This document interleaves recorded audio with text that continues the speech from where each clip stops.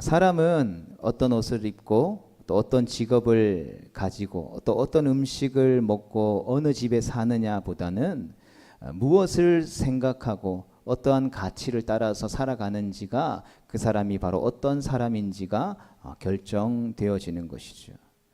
왜냐하면 생각이라고 하는 것은 어떤 그 사람의 언어와 인격과 삶과 행동을 지배하기 때문입니다.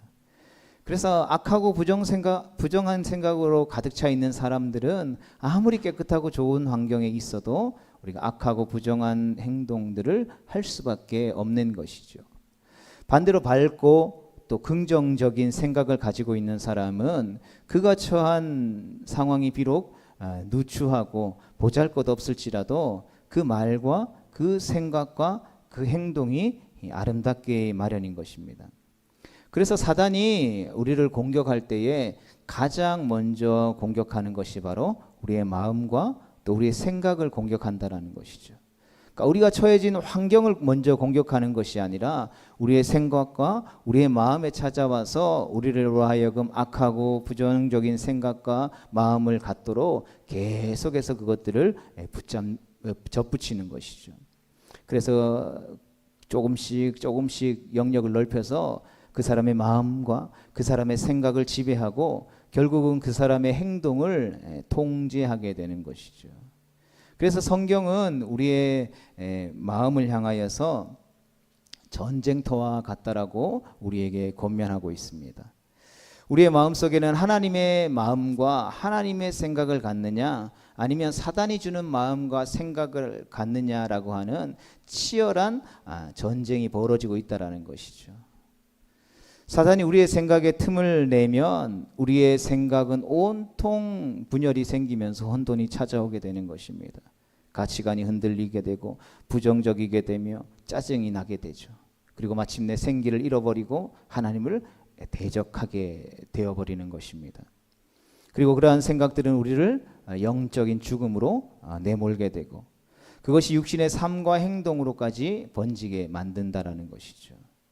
반대로 우리의 생각과 마음에 하나님의 말씀과 성령이 임하시면 우리의 생각에 빛이 비추어지게 되고 우리의 마음에 변화가 일어나게 되는 것이죠. 그래서 고린도후서 10장 5절의 말씀을 보면 우리에게 이렇게 권면합니다. 같이 말씀을 봅니다. 시작. 모든 이로를 파하며 하나님 아는 것을 대적하여 높아진 것을 다 파하고 모든 생각을 사로잡아 그리스도에게 복종케 하니. 아멘. 하나님의 무기인 말씀은 모든 헛된 이론들을 파하고 하나님을 아는 것을 대적하여 높아진 것을 다 파할 뿐만 아니라 모든 생각을 사로잡아 그리스도 앞에 복종케 한다라는 것이죠. 그러하게 우리가 하나님의 말씀을 매일매일 먹고 그 말씀을 통하여서 우리가 자라난다라고 한다면 하나님을 대적하여 일어나는 진화론과 공산주의와 자유주의와 인본주의와 같은 세상의 그 사상들이 우리의 삶을 주장할 수 없게 되는 것이죠. 그러한 생각과는 본질적으로 함께 할 수 없게 되어진다라는 것입니다. 뿐만 아니라 하나님의 성령이 우리의 생각에 임하면 그 생각을 우리에게 사로잡아서 하나님 앞에 순종하도록 만드는 것이죠. 빌립보서에서도 비슷한 말씀을 하고 있습니다. 같이 봅니다. 시작. 하나님의 평강이 그리스도 예수 안에서 너희 마음과 생각을 지키시리라. 아멘. 그래서 하나님께서는 기도하고 늘 기뻐하고 늘 감사하는 성도에게 제일 먼저 허락하시는 것은 어떤 환경의 변화가 아니라는 것이죠. 환경을 가장 먼저 변화시켜 주신다라고 말씀하시지 않는다라는 것이죠. 대신에 무엇을 지켜주신다라고 말씀합니까? 그 마음과 그 생각을 지켜주신다라고 말씀하고 계신다는 것입니다. 그래서 우리의 마음이 변화되어지고 우리의 내면이 강해지고 우리 안에 두려움과 불안함들이 사라지게 되는 것이죠. 어떤 문제는 환경이 흔들리는 것이 아니라 우리의 마음이 흔들리는 것이죠. 우리의 마음이 흔들리면 모든 관계가 다 흔들리기 시작하는 것입니다. 그러나 우리의 마음과 우리의 믿음과 우리의 신앙이 확고하면 환경은, 상황은, 형편은 중요하지 않다라는 것이죠. 그러하기에 우리는 스스로 질문해 볼 수 있어야 하는 것입니다. 우리의 마음과 생각은 과연 누구의 지배를 받고 있는지, 우리의 마음을 장악하고 있는 것이 성령 하나님이십니까? 아니면 사단입니까? 우리의 생각을 붙잡고 있는 것이 성령 하나님이십니까? 아니면 사단인지 우리는 질문해 볼 수 있어야 하는 것이죠. 우리는 때때로 우리의 습관과 윤리와 도덕에 묶여서 신앙생활을 하는 경우가 많죠. 그러면서도 나 자신은 하나님의 지배를 받고 있다라고 착각할 때가 많이 있습니다. 여러분, 우리는 살아있는 예배를 드리는 교회가 되기로 2022년 결단했습니다. 그렇다면 살아있는 예배는 무엇입니까? 수요일 7시 저녁 7시 반이 되면 산동교회라는 건물에 와서 이 자리에 앉아서 예배라는 예전의 형식을 따라서 찬송하고 기도하고 말씀 읽고 설교 듣고 그리고 기도하고 주기도문으로 마치고 집에 돌아가는 것이 살아있는 예배를 드리는 것일까요? 그것이 살아있는 예배라면 우리 모두는 하나님 앞에 살아있는 예배를 드리고 있겠죠. 그러나 성경 어디에도 그러한 종교적인 행위를 가지고 살아있는 예배를 드리는 것이다라고 말씀하고 있지 않다라는 것이죠. 성경은 뭐라고 이야기합니까? 하나님은 영이시니 예배하는 자가 영과 진리로 예배할지니라 했습니다. 영이신 하나님 앞에 예배하러 나아갈 때 우리는 육신의 어떠한 것을 가지고 나아가는 것이 아니라 눈에 보이는 겉으로 드러나는 그 어떠한 것으로 예배하는 것이 아니라 무엇으로 예배해야 된다고요? 우리의 예배를 인도하시는 성령 하나님의 인도하심을 따라서 진리 되시는 예수님, 그 예수님께서 우리를 위해 화목제물이 되심으로 말미암아 하나님과 원수된 우리를 화목하게 하셔서 하나님의 자녀가 되는 권세를 누리게 하신 그 십자가 보혈의 대속의 은혜를 의지하여서 우리가 예배할 때에 우리는 살아있는 예배를 드릴 수 있게 되어지는 것입니다. 그러하게 우리는 형식적으로 예배 드리고 있다고 해서, 형식적으로 종교적인 행위를 하고 있다고 해서 하나님의 지배를 받고 있어, 나는 살아있는 예배를 드리고 있어라고 우리에게 계속해서 말하고 있는 그 육신적인 생각들을 날마다 경계해야 하는 것입니다. 하나님의 마음을 가진 사람을 가리켜서 우리는 하나님의 사람이다라고 표현합니다. 이들은 그냥 말만 하나님의 사람이 아니라 이들의 생각과 말과 행동이 예수님을 닮아가는 사람을 의미하는 것이죠. 반대로 사단의 지배를 받고 있는 사람들은 사단적인 생각을 하게 되고 사탄의 사람이 되는 것이죠. 그래서 하나님이 기뻐하시지 않는 말을 하고 생각을 하고 행동을 하게 되는 것입니다. 오늘 본문의 말씀은 이 시대를 살아가면서 흔들리는 우리의 생각과 마음과 우리의 사고 속에 예수님만이 가득 차게 되기를 우리에게 권면하고 있는 말씀인 것입니다. 우리 함께 믿음으로 선포해 봅시다. 시작. 예수님을 깊이 생각합시다. 아멘.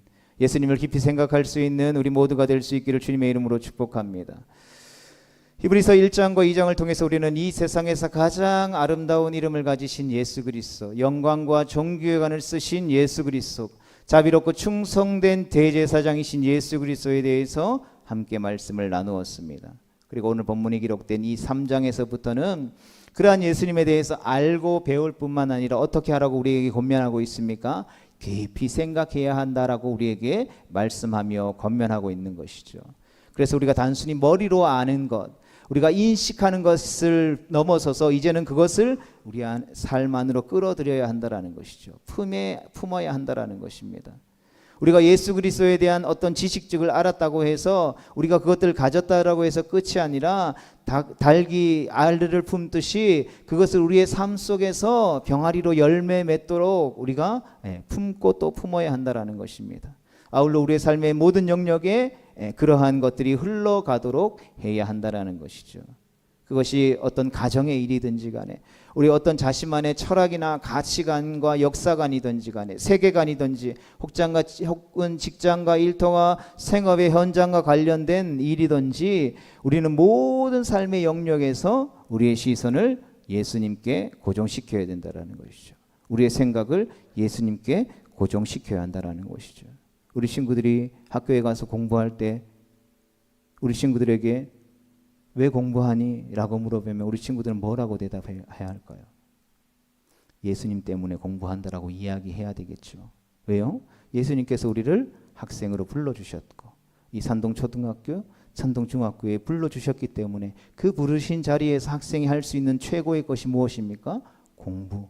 그 학교에서 허락되어진 것들을 누리면서 최선을 다해서 우리가 학생으로서의 신분의 역할을 감당할 때에 우리는 하나님 앞에 영광 돌릴 수 있게 되는 것이죠. 우리는 왜 직장에 가서 일을 합니까? 왜 일터에 가서 일을 합니까?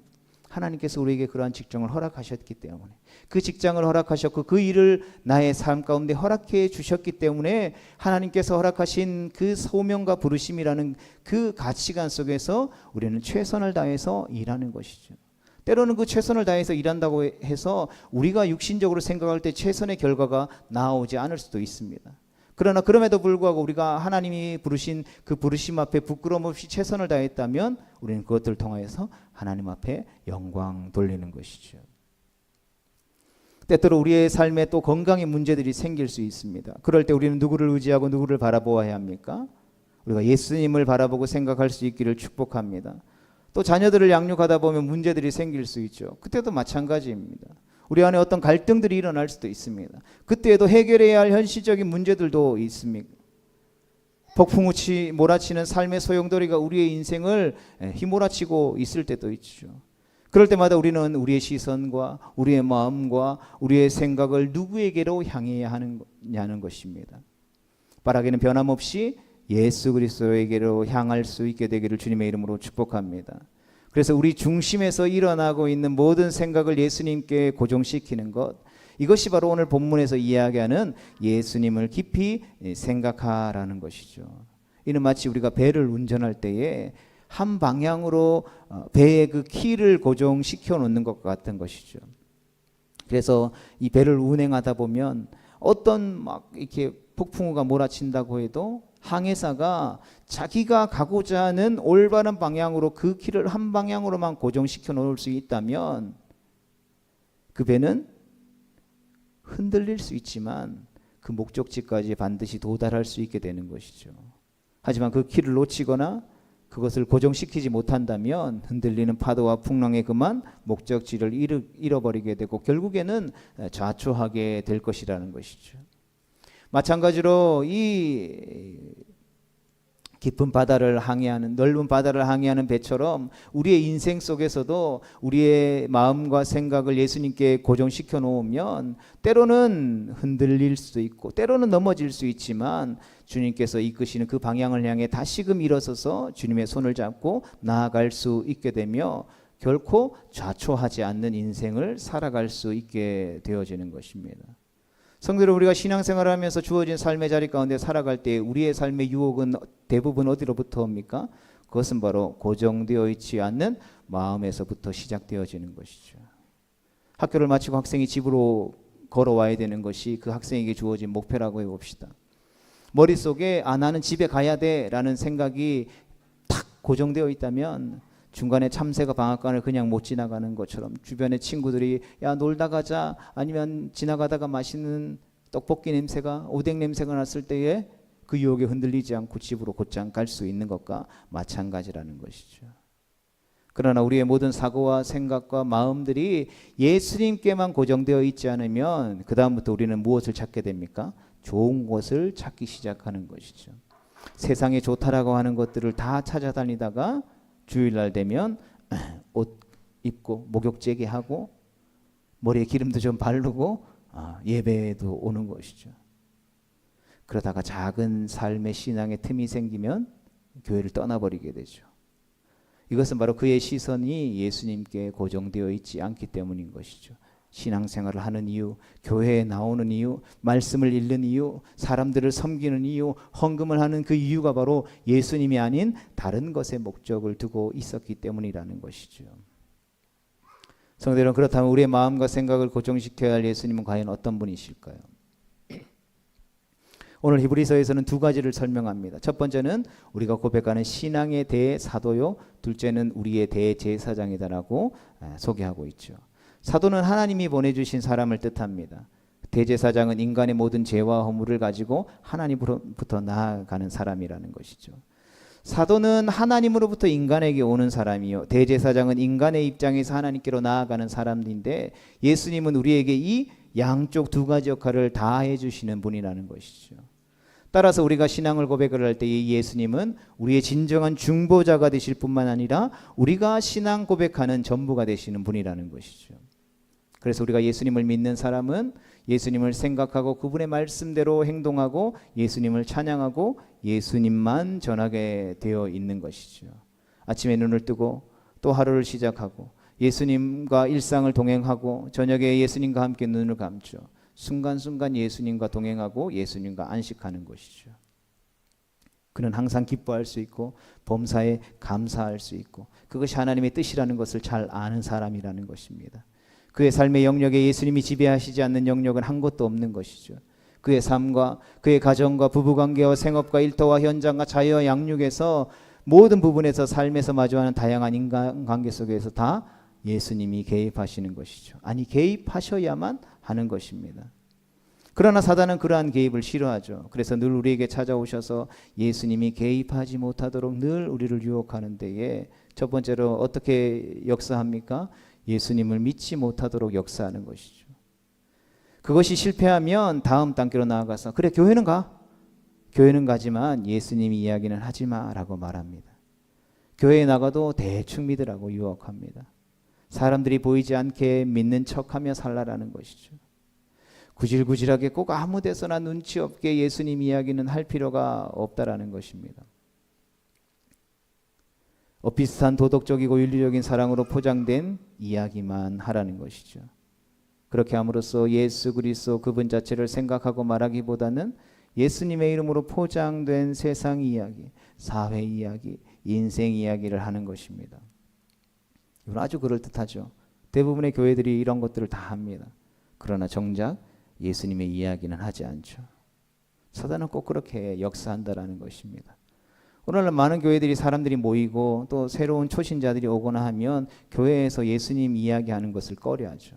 처음에 교회 온 사람들에게 막 예수님 이야기 막 하면 옆에서 옆구리 쿡쿡 찌르면서 야 그렇게 예수님 이야기하면 이 사람이 아직 신앙도 없고 믿음도 없는데 교회에 정착할 수 있겠어?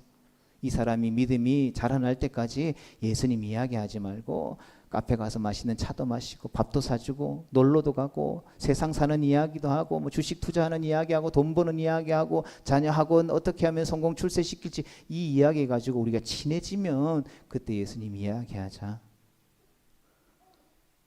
그렇게 시작된 모임으로 인해서 예수님의 이야기가 그 모임에 사라져버리고 마는 것이죠. 반대로 교회에 온 사람은 무슨 이야기하러 교회에 왔을까요? 예수님 이야기하러 왔겠죠. 그럼 예수님과 관련 없다면 굳이 왜 교회에 나왔겠습니까? 이것이 바로 사단이 역사하는 역사라는 것이죠. 두 번째로는 예배보다 더 즐거운 시간들을 찾도록 역사합니다. 예배가 끝나면 하나님이 기뻐하시는 일들에는 더 관심 가지지 못하도록 유혹거리를 제공하는 것이죠. 교회에는 그냥 그저 몸만 왔다 가도록 하는 것입니다. 1번과 연결되는 역사인 것이죠. 세 번째로는 이 시대에 가장 뚜렷하게 나타나는 역사죠. 무엇입니까? 나를 사랑하도록 사단이 역사하는 것이죠. 사단은 우리 마음속에 늘 이런 생각들을 집어넣습니다. 이것은 그냥 다만 우리가 살아가는 이 시대뿐만 아니라 이 전 세계에 흐르고 있는 가치죠. 너는 너무 소중한 존재야. 그런 너의 자아와 자존심 또한 얼마나 소중해. 야, 너 교회 갔는데 사람들이 너 무시해? 너 자존심 상했어?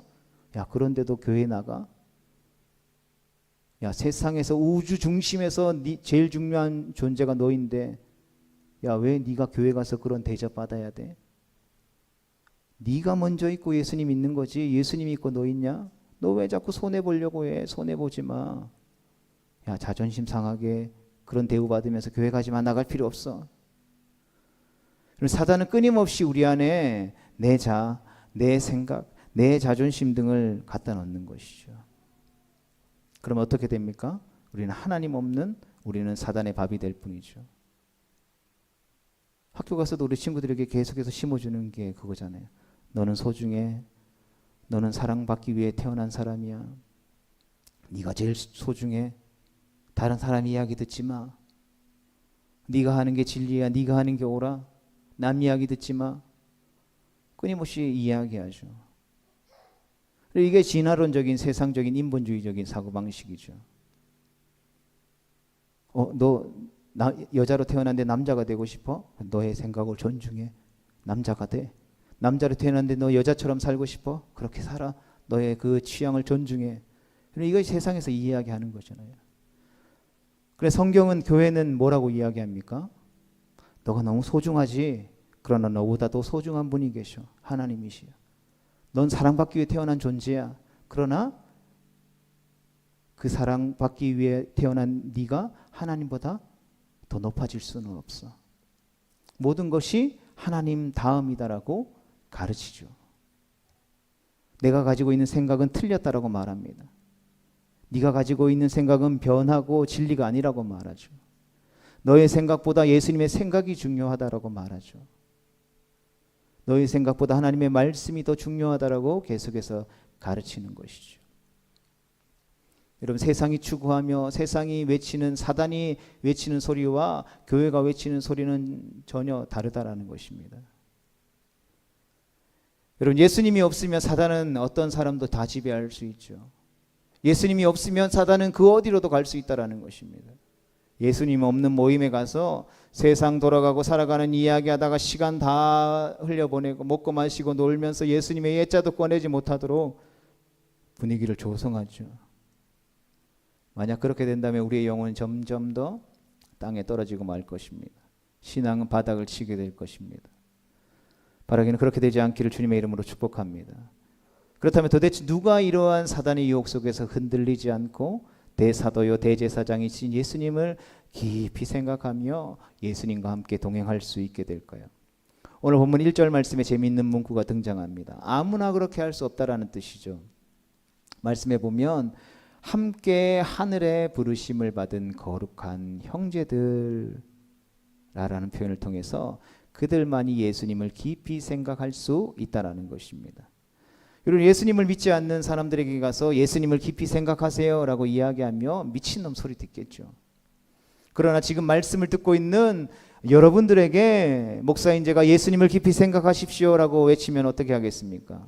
싫습니다 목사님 이렇게 하겠습니까? 그렇지 않죠. 아멘, 아멘, 예수님을 깊이 생각하기를 원합니다 고백하겠죠. 우리는 이 말씀을 때로는 은혜롭게 받고 때로는 심각하게 받아들여서 우리 자신을 점검하고 하나님 앞에 나아가기 위해 노력할 것입니다. 그러면 미친놈 소리 듣는 것과 그러한 노력하는 것의 차이는 무엇입니까?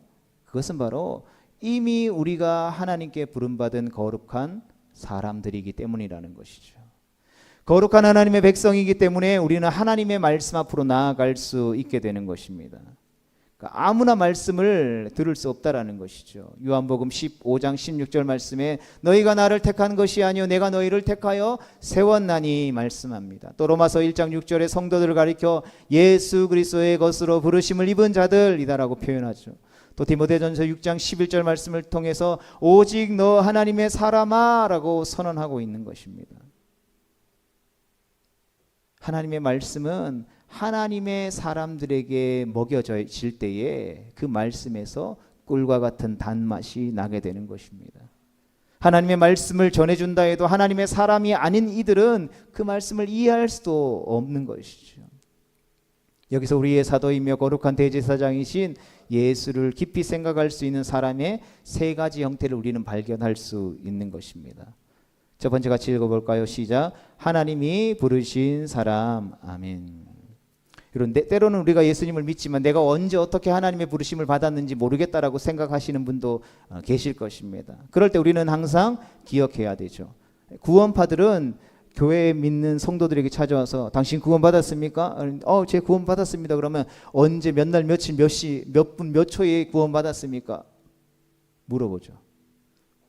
그래서 잘 모르겠는데 우물쭈물하면 당신 구원 받은 거 아니라고, 구원 받아야 된다고 그렇게 전도하기도 하죠. 그 구원파 이단들이.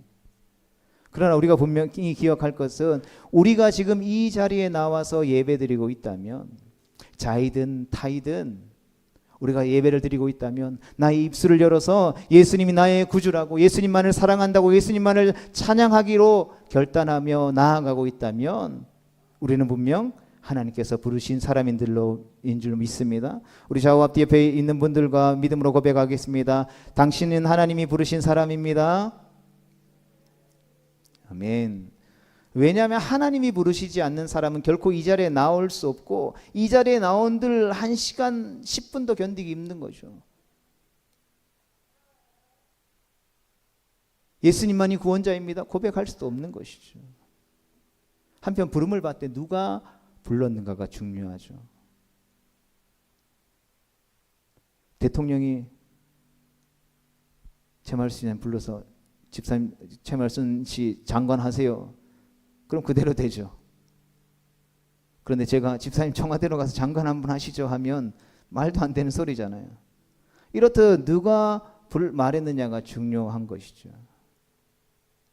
제가 여러분 우리 서로 사랑합시다 라고 하는 것과 성도 여러분, 예수님께서 우리를 향하여서 서로 사랑하라라고 말씀하셨습니다 라고 말하는 것이 똑같은 말인 것처럼 보이지만 권위가 전혀 다른 것이죠.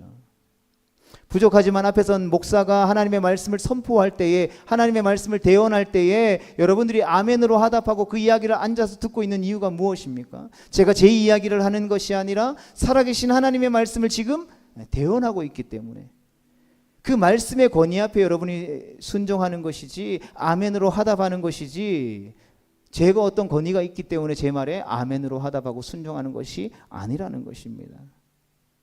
그리고 더 중요한 것은 우리 하나님께서 우리를 불러주셨다라는 것이죠. 우리 주님 우리를 예수 그리스도의 십자가 앞으로 불러주신 것을 믿으시기를 주님의 이름으로 축복합니다. 예수 그리스도를 깊이 생각할 수 있는 두 번째 사람 같이 읽어보겠습니다. 시작. 거룩한 사람입니다. 아멘. 거룩한 사람이라는 말은 구별된 사람이죠. 하고 뭐 욕도 안 하고 죄도 안 짓고 뭐 나쁜 짓도 안 하고, 이게 거룩한 사람이 아니라 구별된 사람이라는 뜻입니다. 여러분, 구별이 안 되면 변화가 없는 것이죠. 오늘날 세상은 성도를 향해서 이렇게 말합니다. 예수 믿는 너나 예수 믿지 않는 나나 다른 게 뭐냐? 여러분, 이런 말을 우리가 들어야 하겠습니까? 변화의 차이는 다를 때 일어나는 것이죠. 예수님만을 믿는 사람이 안 믿는 세상 사람과 하나도 다를 것이 없다면 그 사람에게서 무슨 변화가 일어나겠습니까? 예수님을 믿는 사람은 가정에서도 직장에서도 일터에서도 달라야 하는 것입니다. 예수님을 믿는 사람은 말 하나도 행동 하나도 달라야 하는 것이죠. 그리고 이것이 성도인 것이죠. 그래서 우스갯소리로 총명이가 반에 13명인가 뭐 이런데 교회 다니는 친구들이 8명이라고 이야기하는 거예요. 몇 퍼센트입니까? 50%가 넘잖아요. 야, 그러면 너네 학교 와서 친구들끼리 수업 시작하네, 하루를 시작하기 전에 우리 예수님 앞에 기도하고 하자, 우리 친구들 예수님 믿을 수 있도록 전도할 수 있도록 함께 뭐 하냐 이랬더니 안 한대요. 야, 그게 뭐냐고. 야, 안 믿는 친구들이랑 너네랑 다른 게 뭐야, 같은 게 뭐야. 뭐 이야기했던 적이 있는데 달라야 된다라는 것이죠. 내가 속해 있는 공동체 안에 어둠이 가득한 그 세상 속에 빛의 자녀들이라고 부름받는, 예수님이 너희는 세상의 빛과 소금이다라고 말한 성도가 그 어둠 가운데 임하면 어떻게 돼야 되는 겁니까? 어둠이 사라져야 되는 거죠. 불법이 떠나가야 되는 것이죠. 공의와 정의가 바로 서야 되는 것이죠. 그러나 그러지 못한다면, 믿는 사람이나 믿지 않는 사람이 다를 것이 없다면 우리는 거룩한 하나님의 사람이라고 할 수 없는 것이죠. 그러나 달라도 어떻게 달라야 합니까? 좋은 쪽으로 달려야 되겠죠. 우리가 주변을 보면 예수님을 믿고 나쁜 쪽으로 다른 사람들도 꽤 있죠. 우리는 늘 손해보는 쪽으로 달라져야 합니다. 손해를 보면 은혜가 발생하죠. 가정에서도 마찬가지일 것입니다. 배우자나 자녀가 예수님을 믿지 않는다라면, 그렇다면 우리가 믿지 않는 가족의 구성원들과 믿는 데가 뭔가 달라야 되겠죠. 교회 가봤자 다를 게 없네, 스트레스에 서로 가나, 이런 말 들으면 안 되겠죠. 그리스도인은 뭔가 달라도 달라야 한다는 것입니다. 말하고 생각하고 행동하는 것이 다 다르고 생활이 달라야 한다는 것이죠. 그러나 이 조금의 다른 것을 의미하는 것이 아니라 엄청나게 다른 것을 의미하는 것이죠.